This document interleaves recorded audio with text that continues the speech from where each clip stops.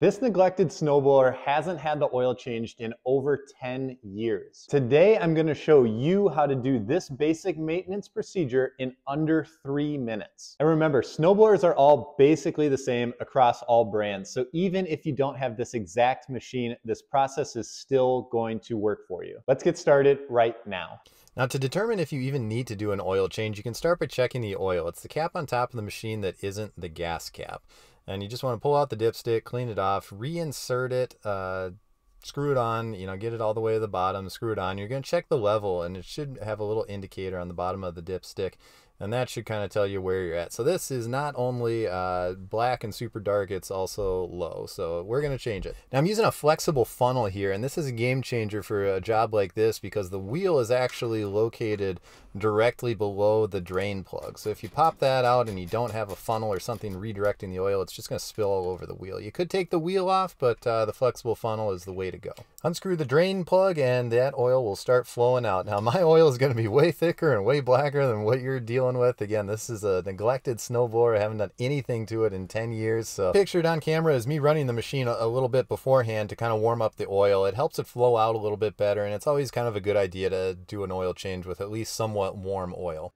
Let it sit like this for a while to get as much oil out of the machine as possible. And there's a little bit of a debate about what kind of oil you should be using for a snowblower. The two common ones are 10 and 5W30.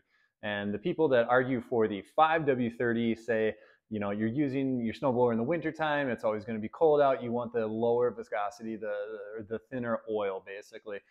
For me, I store my snowblower in a heated garage, so when I go to use it, obviously it's warm because of the heated garage. When I'm using it, it's running, so obviously it stays warm there.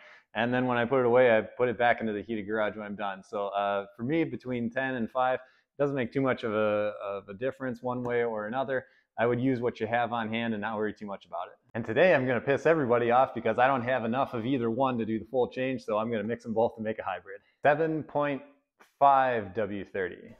After letting the machine sit for a while, you want to reinstall your drain plug, get it nice and tight, clean up any residual oil on there, and it's time to do the adding. I'm going to use a funnel for this. I didn't have the right size, so I'm actually going to use 2 funnels stacked on top of each other because it was kind of stupid. But yeah, you just want to add your oil like so, pour it in through the top. I don't really know the capacity of this machine, so I'm using the guess and check method where I add oil in and then I use the dipstick to see how much oil I'm actually putting in there.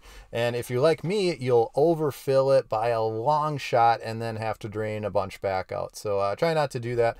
But yeah, just keep checking it. You're looking for that perfect fill. Look how clear that oil is. That's really nice. Yeah, way different than when we started. So yeah, that's good to go. Reinstall that dipstick and you are done. Hey, I hope you liked this video. If you did, think about subscribing. I make videos like this all the time. Bye.